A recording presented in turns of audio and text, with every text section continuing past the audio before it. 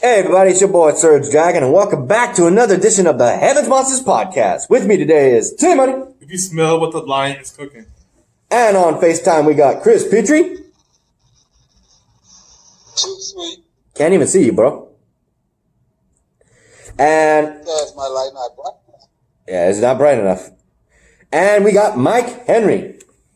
If you're ready for another episode of the Heavens Monsters Podcast, give me a hell yeah. Hell yeah. Hell yeah. If you're ready for another episode of the Heavens Monsters Podcast, give me a hell yeah. Hell yeah. Hell yeah. Let's get down to business. He put his arm on space. Yeah, he can't. He ain't got no light. Right. Damn, I feel better.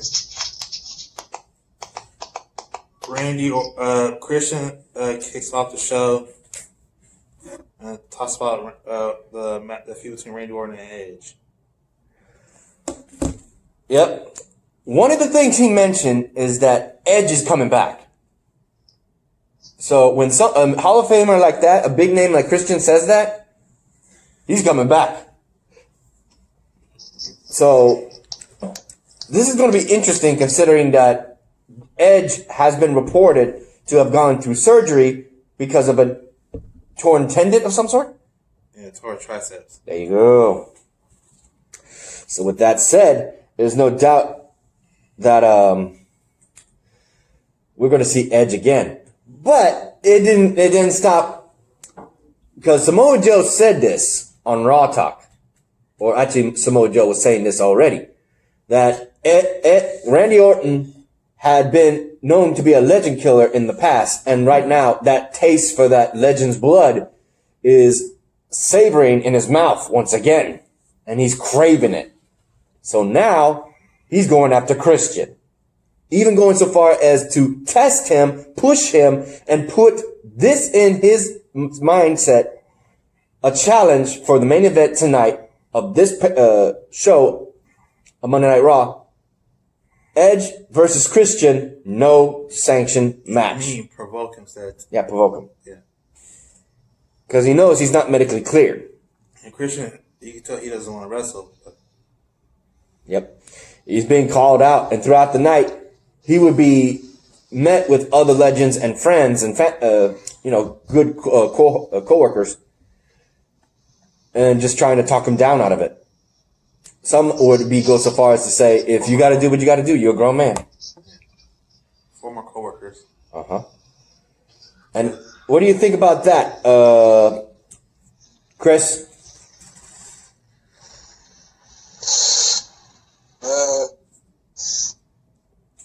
I think Christians accept the match against Orton, but it might be a trap. Trap, smap. I don't know. It's been a long time since Christian hasn't wrestled, but I don't know what to tell you guys, but I'm sure we're going to talk more about Christian a little bit later.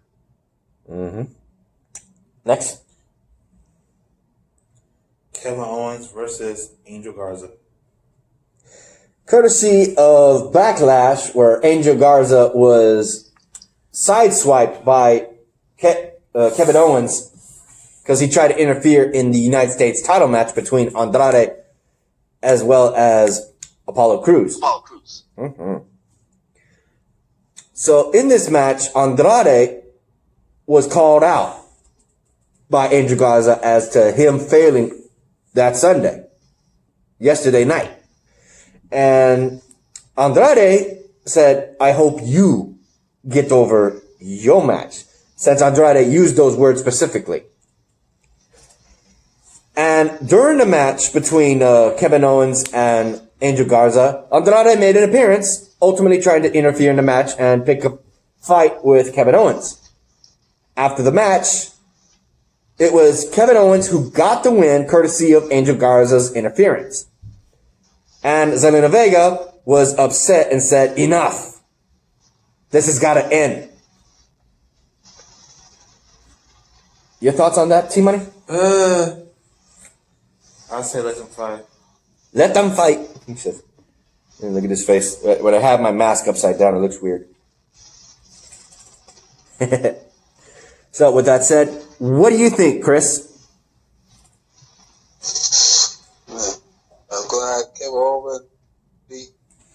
Garza. But Andrade and Angel Garza should have fight like children. Backlash. They did. Oh, you making fun of my face? You making fun of my mask, Mikey? No, I'm just laughing at Chris what he said. I'm like, fight like children. Yeah. But my take is, there is trouble in paradise between Andrade, Angel Garza, and Zelina Vega. Mm-hmm. Next. Woo. Bobby Lashley and Lana have a little talk.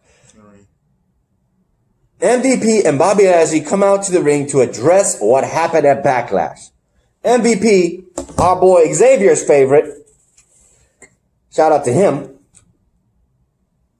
This is interesting. I gotta point this out. This is interesting because MVP wanted his 2 cents, and he said this, that Drew McIntyre took advantage of a situation and didn't give him Bobby Lashley a rematch on the spot.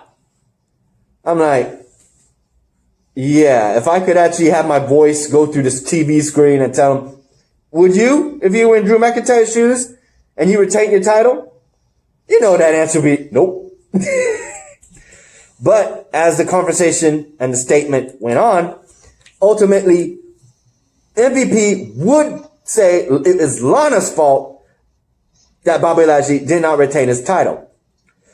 Lana then came out referring to how much good she's done with Bobby Lashley, and Bobby Lashley then spoke out and said, you were only asked one thing to do, and you couldn't even do it. As the argument went on, I'm sorry, Lana messed up. I don't know why she said this. The idea is she wanted to hurt Bobby Lashley by saying this because he said you go around and trying to get your name out there and stuff. And he said if she wanted to get her name out there, she would have slept with somebody like, and we heard Drew. We heard Drew. She couldn't finish a sentence because he straight out said, I want a divorce. Woo! Your thoughts, T-Money? Bobby Lashley saying that? Yeah. She's Oh. speechless. It's not her fault. She just want her man back. And I think that Bobby Lashley made a big mistake of treating her wrong. Hell no, she shouldn't have even interfered in the match.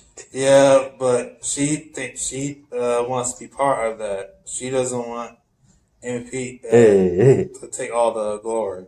She wants to just be her and Bobby. Well, MVP did make a good point.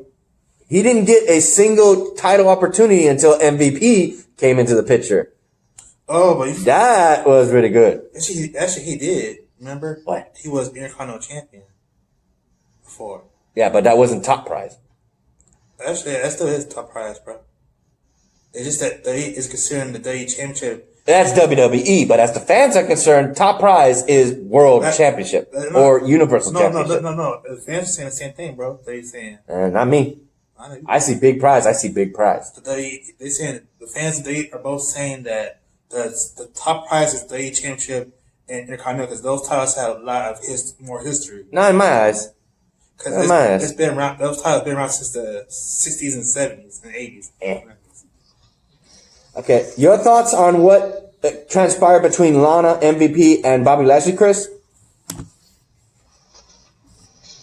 Well, can I say is I'm not surprised. I bet Rusev might be laughing right now about Lana. Well, yeah, you know Rusev's laughing. Divorce.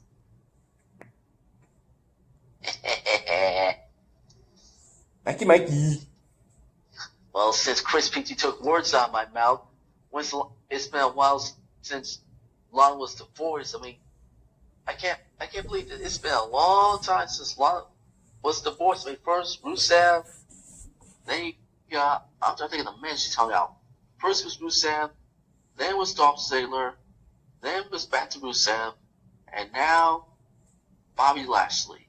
Don't forget the other guy who was showed up at the wedding, as well as Bobby Lashley's wife. Oh, oh yeah.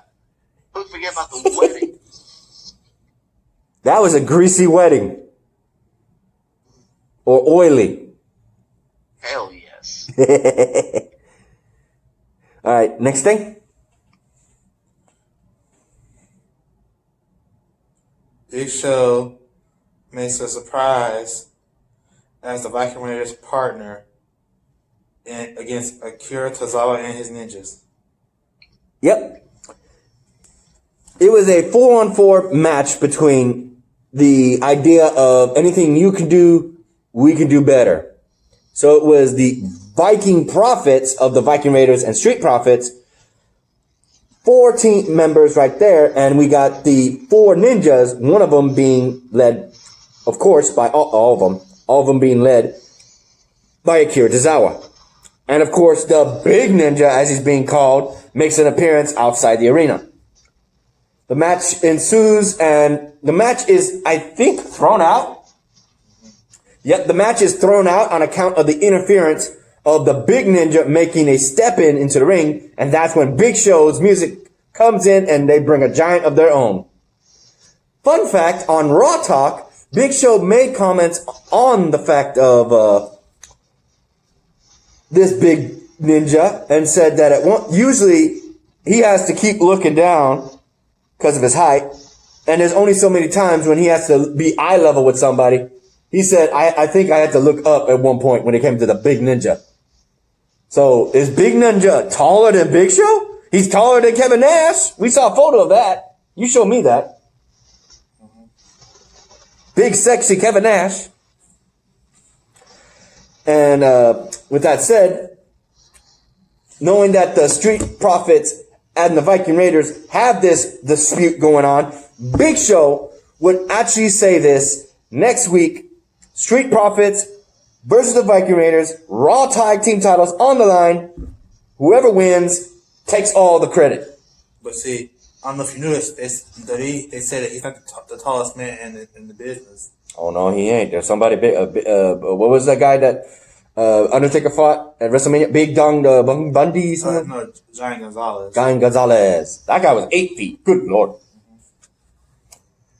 And they also said there's another guy that's taller too. What? Andre the Giant. Because they said he was. How tall was he? Like, let me see. Because I know they said he was taller than the Big Show. He weighed more than the Big Show. Oh yeah, yeah. But height wise is Giant Gonzalez, right? Mm-hmm. There you go. Your thoughts on? He was 7'4", 529 pounds. Yeah, Gonzalez was 8. Mm-hmm. Yeah, he proved it. Your thoughts, Chris? It was an easy match. Viking Prophet and the Ninja was like a short work on them. But the big ninja named Jordan, that big ninja, with the killer son, that big ninja named Jordan. I looked on my deal on YouTube, the big ninja. Your thoughts, Mikey? It was hilarious between the Street Profits, Viking Raiders, and the Ninjas. Next. The Monday Night Messiah, Seth Rollins talks about. No. We also bowed down to the Monday Night Messiah. Oh no, I'll give him a nice good knee to the face. The Monday Night Messiah, Seth Rollins talks about Rey Mysterio. Yep. Oh my God. And the fact that he invited Rey Mysterio, but he declined, while his son, Dominic, accepted. So Dominic was on his way over there, and Rey Mysterio didn't know about it. So he's on video cam satellite, asking him, Live satellite. Live satellite. Thank you. And he is begging him not to lay his hands on him. Well, Seth Rollins says that if he comes and he's not part of the solution and part of the problem, then he's going to be dealt with accordingly. Basically says, You're not with me, you're against me, I'm going to kick your ass. No, he's saying if he touches him, that he's going to touch him back. That's it. Same thing. No, it's like that's the original term. No. The different way is like if you're not on my side, you're gonna pay. In other words, the old say, and it's older than any of us. This is decades, centuries older. You're not with me, you're against me. That's what. We had freaking people on chariots doing this shit. So that's the original saying. That's why I'm going by. You betrayed me. That's what it's saying, bro. Yeah. No, he's not betrayed. He wasn't even with him to begin with. That's what it means. But if you betrayed me. No. This was people who he didn't know. That's what it's used for. You're not with me, you're against me. This referred to anyone he knew or didn't know. And in which case, when Rey Mysterio heard that, he said, "If you lay one hand on my son, I will end you." But do you remember when Wade Barrett said it to Daniel Bryan? What? He told him, if you betrayed me. That's because he was with him. That's what I'm trying to point out. This is one of those scenarios where he's trying to scout people, and anyone who doesn't see his vision, he's going to annihilate. You're not with me, you're against me. With that scenario, you betray me, there are consequences to be made. All that kind of stuff.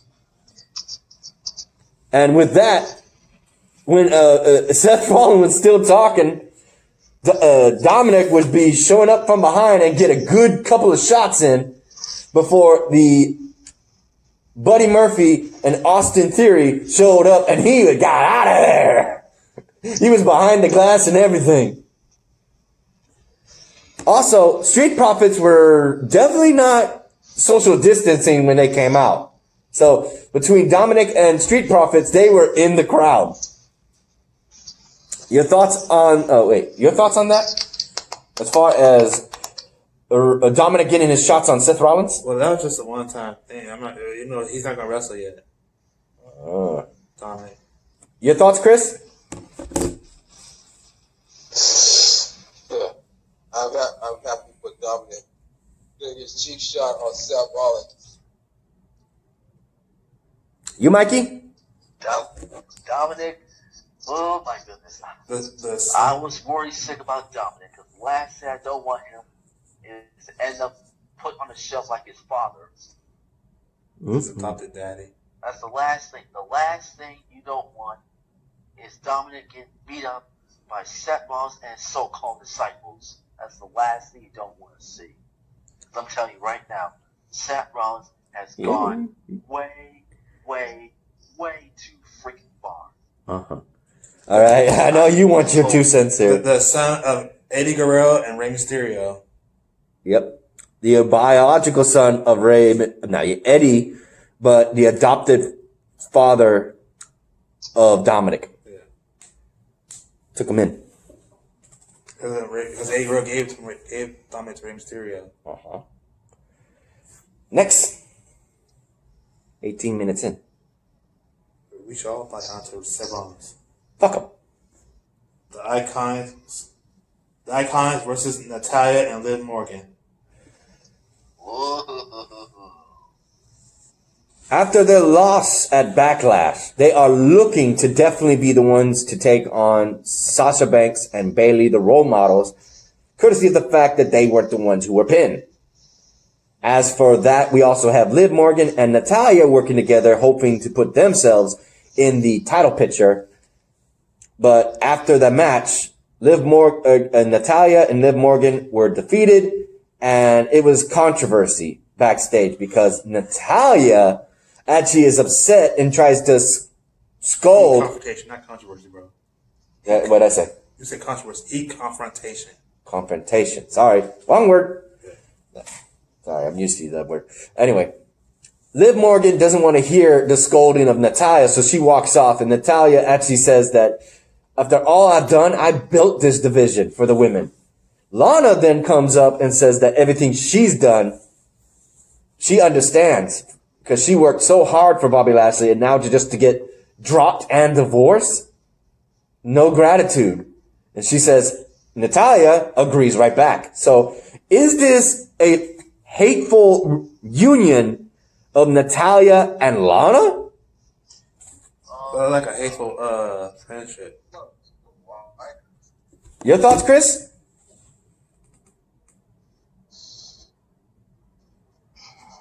I think Natalya might turn to a heel.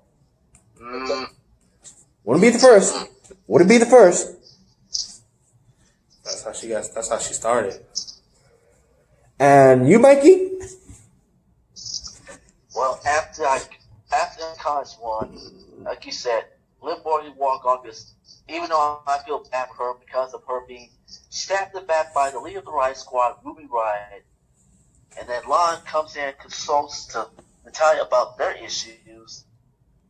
But after the match was over, the Icons pick up the mic and send a message to both Sasha Banks and Bayley, ghost straps. Let's not forget about that. Uh-huh.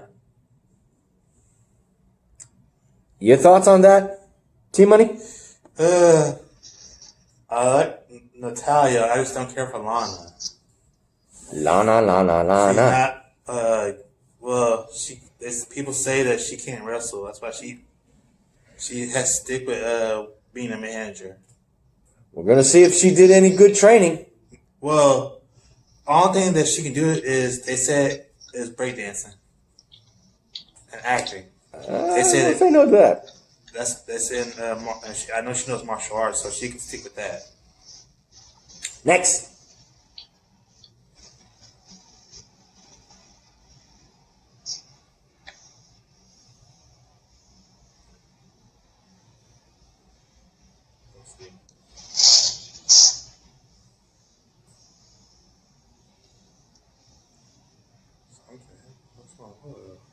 You haven't had time looking for it? Yeah, no. How'd you lose it? No, something happened with my phone, so I'm going back to it. Hey, go to it.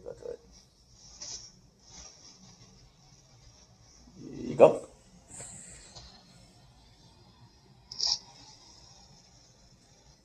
Yeah, flip my mask now. There you go. Make an angry face.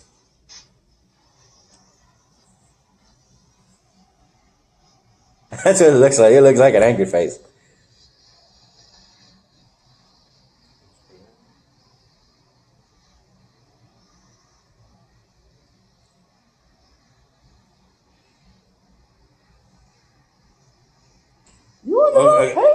No. I'm going back to where I was. Okay.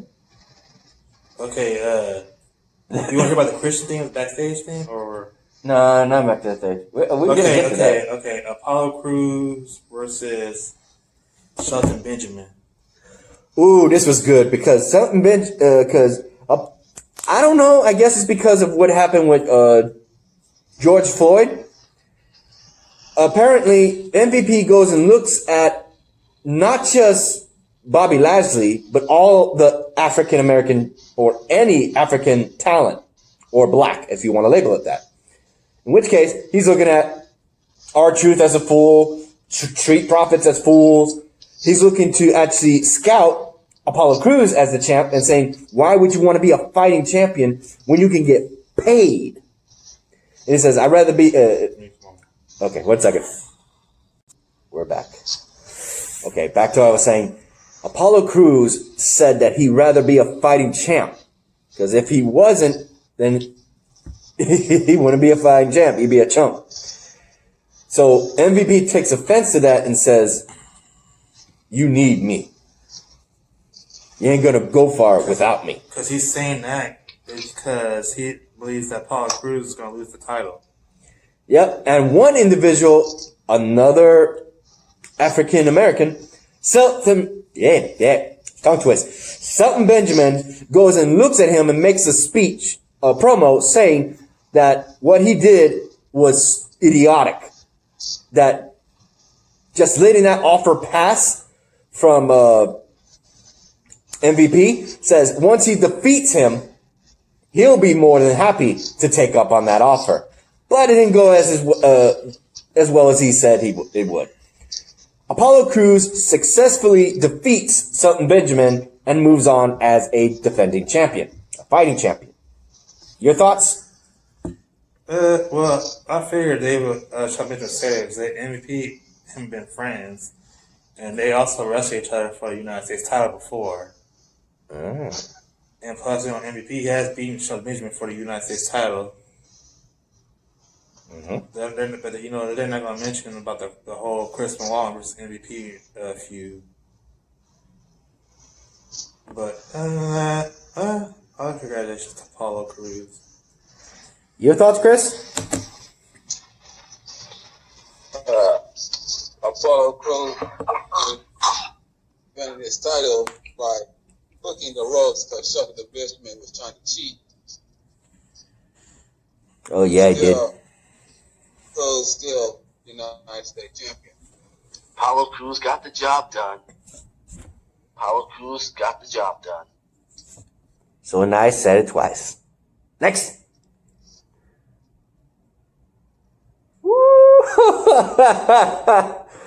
R-Truth is a dummy.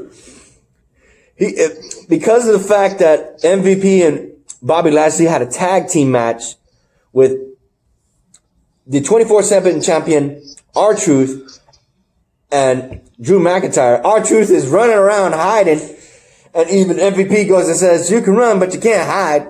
Drew McIntyre finally is on the scene, backing him up. But MVP had to, and Bobby Lashley had to sneak this in. If they won the match, then the titles change, winner take all, and R-Truth accepted it.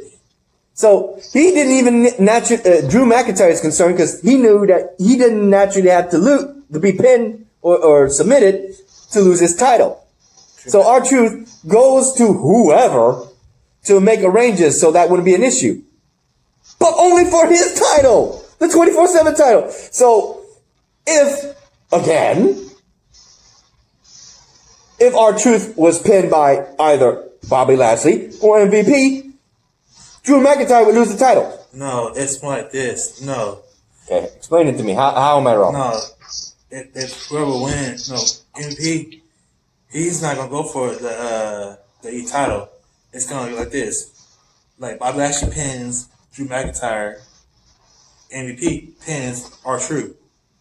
That's how MVP is saying. That's how he would want to do it. But storyline wise, that's how they were making it look. No. That's what MVP said. Because and even one of the writers said that. That's how they gonna do it if they're writing like that. Bobby Lashley pins Drew McIntyre. That's not how I read it. Oh. That's what I'm telling you. That's how it sounded. The guy who owns it, the guy who's like one of Mr. Man's writers, he's saying this, and Mr. Man. Yeah, what the problem was, even R-Truth was looking at Drew McIntyre saying, "I could be Truth 2 belts." No. I was like, what the fuck? You gotta be kidding me, Truth, you idiot. It's a tag team match, not a free-for-all. Yeah, but see, the wrestler gets to write one line, but the writer gets to write the whole line. Yes, I understand that. But Bruce Pritchard is saying this. No, I'm going from a standpoint of the storyline, not the writing. Yeah. Not the backstage, the upfront. That's what I'm saying. That's what he's saying, both. That MVP pins R-Truth to win the 24/7 title. Bobby Lashley pins Drew McIntyre to win the E title. Well, that wasn't an issue because in the match, Drew McIntyre was constantly looking at all angles and making sure that R-Truth was not pinned or himself. Yeah. While Bobby Lashley and MVP were desperate to try and win the match. Instead of a Claymore ending the whole thing, Drew McIntyre gave a handout. He had MVP laid out, and he tagged in R-Truth to splash and get the pin for him and his team. So still, your WWE champion, and whether it is relevant or not, 24/7 champion, in that order, Drew McIntyre and R-Truth. Your thoughts? I like Drew McIntyre's champion, but I think this bad creative writing for R-Truth. To make him look like a retard. Your thoughts, Chris? It was alright. Yeah. Drew McIntyre is still the champion. with Drew and bad night with MVP and Bobby Lashley. Your thoughts, Mikey? Where'd he go? Mikey! Okay, I guess he would. Yeah. Okay. 1 second. I'm gonna do this. Mikey! See if that got his attention. I don't think it did. He might be doing his chores. He's done that sometimes. Yeah. So I let him do his chores. Last thing, and this is a quickie. The unsanctioned match, Christian agreed to it. In which case, it wasn't even a match. It was more like a fight. No, it wasn't even a fight. It was a setup. Because out comes Ric Flair. Oh, 1 second. Okay, we're back. And this guy's got to leave. So with that said, we are on the last part. I didn't mention it as to what we were going to cover, but thankfully I didn't, because we were supposed to cover NXT. I guess we'll do that for the weekend. So leaving out of the covering on Monday Night Raw is T-Money, bro. Before I go, if y'all want to know who won the race, the viewership between AEW and NXT, AEW won. AEW won. Hot streak. Hot streak. This is like what? Shit. They won every single one. Yeah, because people like that probably more than NXT. There was one time NXT won, right? Just once. Yeah. Because it was hot because of the chaos at Survivor Series. Well, Survivor Series was the thing that helped it. Well, it wasn't that. The reason why they won, according to that, because it was because of Finn Balor. Yeah, but other fans will look at it and say the chaos in the NXT was going crazy. No. That's what fans are saying. The Finn Balor thing. Everybody's talking about Finn Balor. Yeah, not me. I love the chaos. I love the heck. That's why NXT is so good. Because they say Finn Balor is the reason why. All right, bro. Later. Okay. Okay, I don't need this anymore. So, prior to what happened with R-Truth, MVP, Drew McIntyre, MVP, and Bobby Lashley, Mikey, what are your thoughts? I couldn't believe that R-Truth would what? Except MVP and Lashley's challenge. But more than that, they won. Yeah, but I'm like, what the hell was R-Truth thinking? You dummy. 48/7, 24/7, whatever the hell you call it. Television, European, blah, blah, blah, blah. But they got the job done. They got the job done. I was too busy in the kitchen, Jim. Turn off my camera. Boop, boop. Okay, so here's where things get interesting. This is where we left off. The unsanctioned match was agreed upon by, let me fix my camera here, by Christian. In which case, it was a setup from the start. Ric Flair comes out trying to talk him down one last time, and he says he agrees to it. And since it was unsanctioned, that means there was no rules. So as soon as the bell rings, Ric Flair goes for the low blow, paying homage to Randy Orton, both members of Evolution, and finally reliving the name dirtiest player in the game. And without missing a beat, while he was on his hands and knees, Orton took out Christian the same way he took out Edge. With a punt kick. And Christian has multiple cases of concussions, and his medics immediately come in to wrap his neck and put him on a stretcher and take him out. But Orton constantly talking Back and forth. Good term, bad term, good term, bad term. It was his fault. It was Edge's fault. It was that's fault. It was never his fault. He was playing the blame game and never once mentioned it his fault. That Edge had better stay home or this is going to happen again. He was stupid. Now he was stupid. That he's sending him back to his family so they could spend time with him. Like, what the hell? Orton is on a freaking mental trip. He's definitely hearing voices in his head again. But different than what we used to seeing. Your thoughts, Chris? I sure will. It wasn't no match. It was a set-up plan by Orton. Mm-hmm. You, Mikey? Damn that bastard Orton. Uh-huh. Since it's all about Raw on... I'm trying to remember the date. Did you forget anything? Because I remember I was a little busy in the kitchen.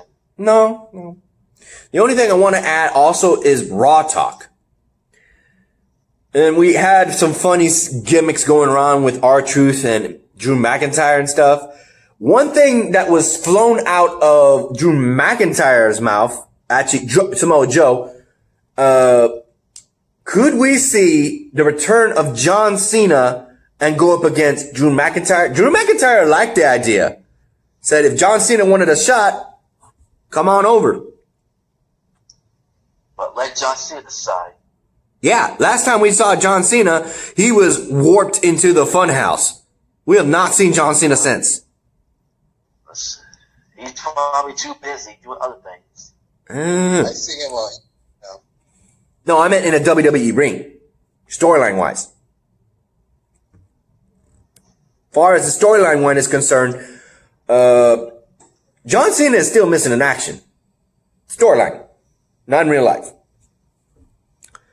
And Because of that loss against the Fiend Bray Wyatt at Funhouse. WrestleMania 36. Again. Another thing to be mentioned is Charlotte Flair. She was a second guest. And she mentioned something that was on her mind as far as questions when it came to people who felt like Charlotte Flair was entitled.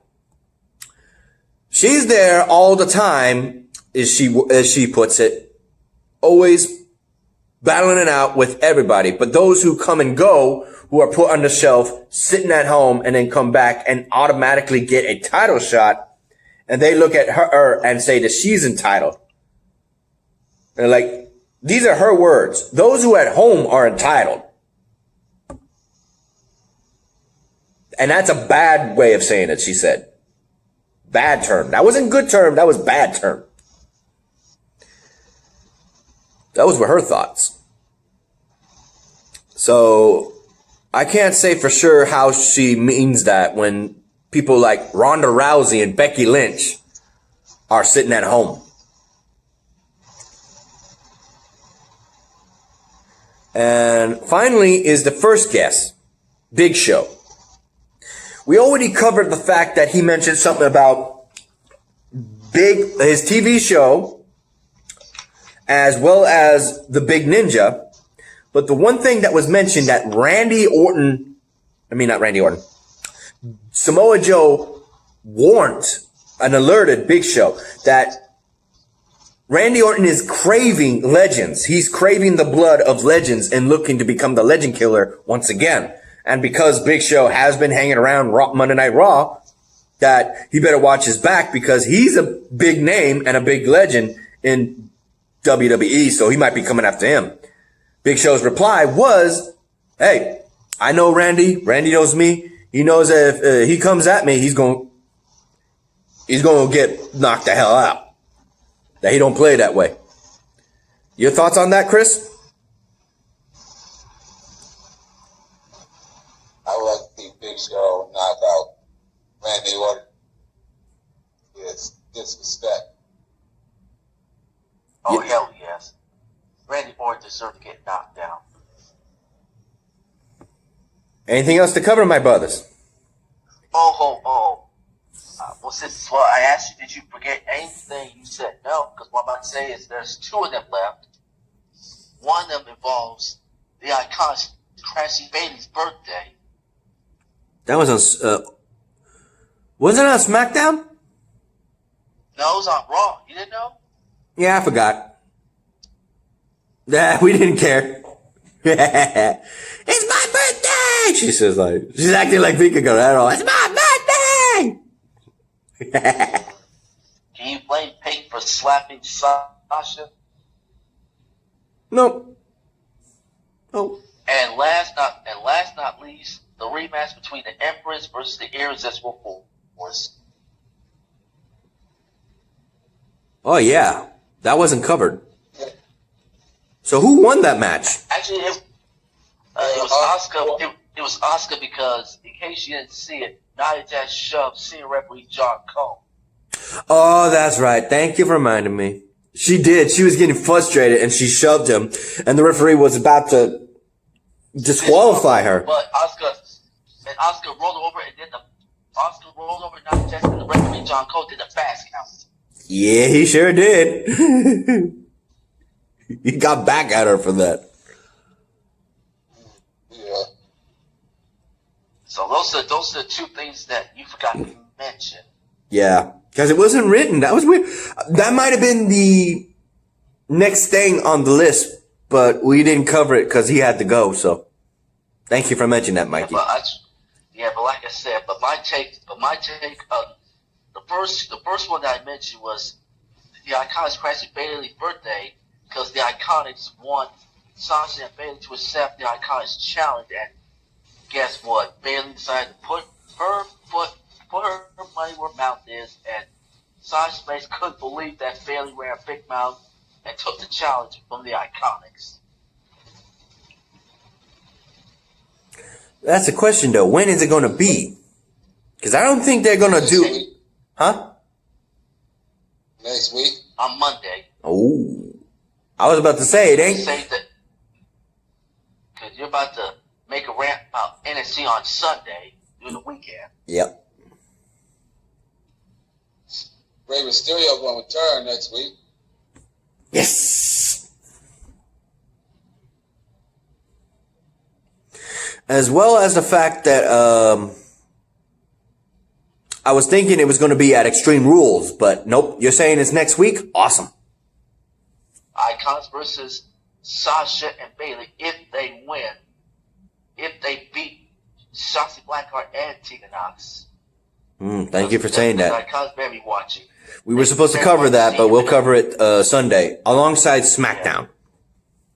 Yeah. And 12 by Live? Yep. That too. If they have an episode. Go ahead, Mikey.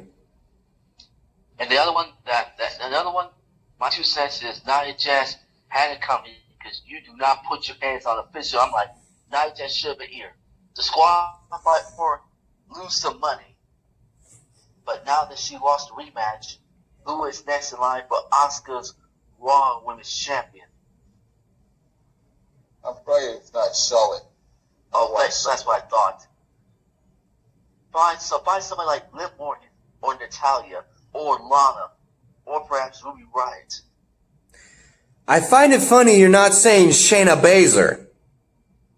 Oh shit, where the hell she's been? We haven't seen her since WrestleMania when she lost them. Actually, we haven't seen her since she beat Natalya, excuse me. Yeah. Last time Shayna Baszler was here, she beat Natalya in a submission match. But since then, she's probably at home doing the quarantine. Yeah, that's why I was like waiting for you to say her name, but I was like, yeah, you're not mentioning that. Another name that I didn't mention, the EST Bianca Belair. Yeah, she's on Raw too. I forgot about that. She might make a comeback. She's still in quarantine. Although her husband ain't. Oh, and who else could be next in line? Maybe Zelina Vega. Maybe. like I said, somebody besides Nia and Charlotte, somebody better be step in line and challenge Asuka for the Raw Women's title. Yeah, I was about to say Scarlett, but she's on NXT. Never mind. Actually, she's still on Raw. No. She lost her. You mean Charlotte Flair? No, Scarlett. Oh, Scarlett. You mean Carrie Cross's lady? Oh my Yeah, I made a mistake of thinking that she was on Raw. I'm like, no, she's on NXT. Never mind. Yeah, That would be Carrie interesting. Cross's lady girl. So, with all those options, we'll have to wait and see.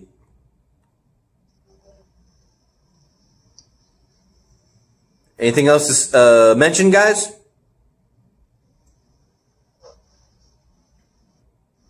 No, that was it.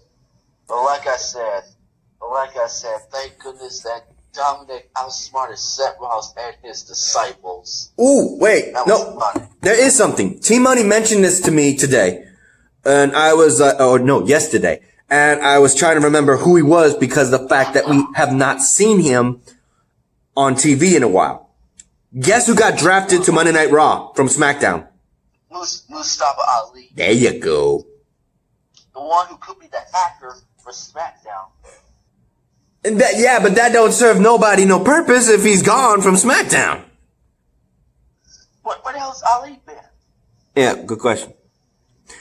For those who don't know Mustafa Ali, it's the guy who wears the neon lights, gloves, and stuff.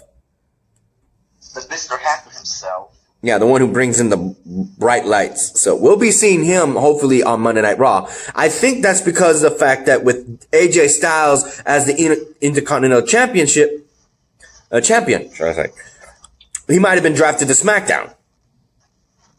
So they took Ali. Your thoughts on that, Chris? That is your boy, your favorite. What? AJ Styles may have been just drafted to SmackDown. Yeah, I wouldn't know that. And came in a Continental champion. All right, then. I think we're done, boys. Ready?